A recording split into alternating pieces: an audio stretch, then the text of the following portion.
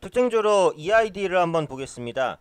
오늘 일단 표면적으로 이제 상승하는 이슈는 그 2차 전지에 대한 기대감이에요. 그러니까 이것도 어떻게 보면 시장 트렌드에 대한 부분이 있는데, 그러니까 최근에 보시면은 이제 전기차 관련주들이 좀 움직입니다. 삼성 SDI나 뭐 LG화학 저가에서 매수에 유입되는 모습이고, 중소형 2차 전지 관련된 종목군들도 대부분 큰 폭은 아니더라도 일단 반등을 좀 시작하고 있어요. 그러다 보니까 신규로 이제 2차전지 관련된 모멘텀이 붙는 종목에 대해서는 수급이 좀 우호적인 그런 모습들이 나타납니다. 특히 EID 같은 경우에는 동전주죠. 시가총액이 매우 작기 때문에 작은 수급에도 민감하게 움직일 수 있어요. 그래서 관련 내용과 기술적인 또 위치가 괜찮았기 때문에 그 부분까지 복합적으로 한번 살펴보도록 하겠습니다.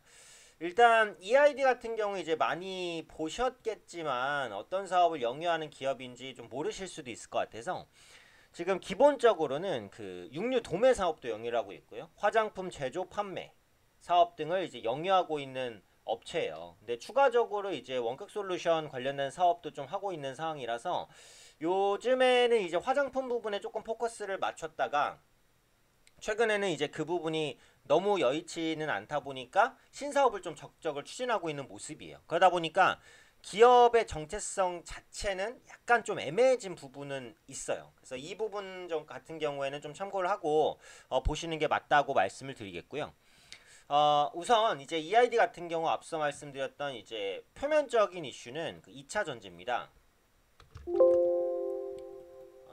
LG화학 폴란드 공장 생산 라인 증설 입찰 참여 기대예요. LG화학 폴란드 공장 생산 라인 증설의 입찰 참여 기대가 아까도 말씀드렸듯이 최근에 이제 2차전지 관련된 종목군들이 좀 움직이는 그런 모양새다 보니까 관련해서 이슈가 엮이면 일단은 움직이는 모습들이 좀 많이 나타난다고 보시면 되겠어요. 그래서 조금 더 자세한 내용을 보면 그 지난 10일에 최근 인수한 이제 2차전지 설비 전문 기업 G입니다. G를 통해서 LG화학 폴란드 공장 생산 라인 증설 입청에 참여해서 200억 정도 규모의 이제 추가 수주 확보에 나선 것으로 현재 알려지고 있어요. 그러니까 EID는 최근에 G와 이제 지분 양수도 계약 체결하면서 경영권과 지분 100%를 인수를 했어요. 인수대금은 한 200억이 조금 넘었던 것으로 그 당시에 이제 판단이 되고 있고요. 특히 이제 그 임시주총을 열어서 주요 의안으로 2차 전지 사업 목적을 추가했거든요. 그러다 보니까 이제 앞으로는 EID 같은 경우에도 2차 전지 관련주로 좀 묶일 가능성이 높은데 2차 전지만 포함을 시킨 건 아니에요. 솔라 관련 장비 제작업, 그 다음에 솔라 장비 무역업, 그 다음에 지금 말씀드린 2차 전지 관련 사업, 그 다음에 방송 수신과 음향기기업, 금속 합형 제조업, 그 다음에 자동차 부품업, 의료용 기기업, 컴퓨터 주변기기업 10개 이상의 신규 사업 목적이 지금 추가가 됐거나 추가가 될 것으로 보여지고 있단 말이에요. 이게 사실은 어떻게 보면은 전형적인 부실 기업의 그 신사업 추가로 이제 경영권에 대한 경영권이라기보다는 이제 기업 존폐를 좀 지켜내기 위한 그런 몸부림이다. 이렇게 보시면 돼요. 신사업을 추가를 할 때 한두 개가 아니라 10가지 정도의 신사업을 추가한다는 것은 사실은 대나가나 일단 붙이고 보겠다는 거거든요. 뭐가 될지 모르니까. 그 중에 한 개만 터져도 대박이니까. 근데 그런 개념보다는 일단은 주가 띄우기예요. 사실은. 이런 이슈들은. 신사업을 10개 정도, 그것도 연관성이 크다고 보이지 않는 신사업 10개를 한 번에 추가했다는 것은 그런 것들을 다 추진하겠다는 것은 사실 아니거든요. 기업의 정체성이 없고 이도저도 아니니까 뭐라도 갖다 붙여보자라는 거거든요. 이런 것들이 보통 부실 기업에 나타납니다. 그러니까 신사업이 한두 개 정도 추가되면 모르겠는데 10개 정도가 추가된다는 것은 부실 기업의 마지막 몸부림이에요. 그리고 이 EID는 사실 기본적으로 다른 걸 아무것도 안 봐도 좀 부실하다고 볼 수 있는 게 동전주란 말이에요. 지금 주가가 720원이죠. 동전주가 된 이유가 있습니다. 그만큼 재무가 안 좋거나 실적이 안 좋거나 뭐 분식회계가 있었던 뭔가 이유가 있는 거거든요. 그리고 동전주 중에 흑자가 꾸준히 나는 기업은 거의 없다고 보시면 돼요. EID 역시도 적자가 지속되고 있는 상황이란 말이에요.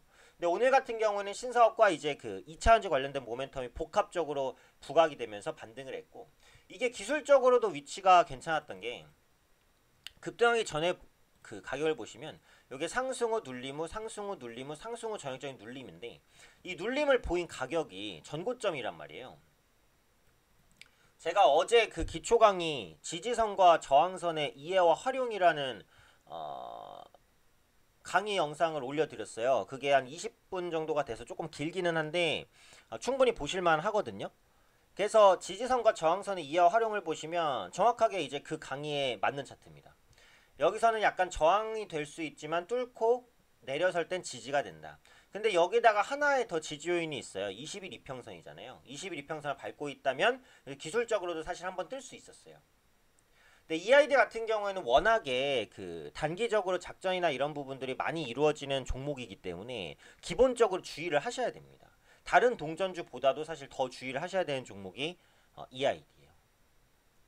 그래서 오늘 EID를 사실 말씀드리는 목적은 최근에 올라간 이유가 뭔지, 그리고 기술적으로도 이제 볼만한 위치여서 그거 한번 리뷰 한번 해드리려고 말씀을 드렸던 거고, 이건 이제 지지 저항선 돌파 후 눌림, 그 다음에 이제 재반등이기 때문에 제가 어제 올려드린 강의에 포함이 되어 있는 내용입니다. 그래서 한번 보시면 될 것 같아요. 그래서 이제 관련 이슈는 체크를 해드렸는데, 이게 동전주라는 것은 기본적으로 주의가 필요하다라는 건 다시 한번 말씀을 드릴게요. 그래서 주식을 오래 하지 않으신 분들은 동전주를 아예 접근을 하지 않으시는 게 맞아요. 동전주 말고도 매수할 건 많으니까. 근데 이제 굳이 동전주를 매매하겠다 하시면은 정말로 이제 단기 트레이딩으로만, 기술적 접근으로만 진입을 하시는 게 좋겠죠. 네, 그래서 오늘은 EID 관련된 이슈에 대해서 간략하게 좀 말씀을 드렸습니다.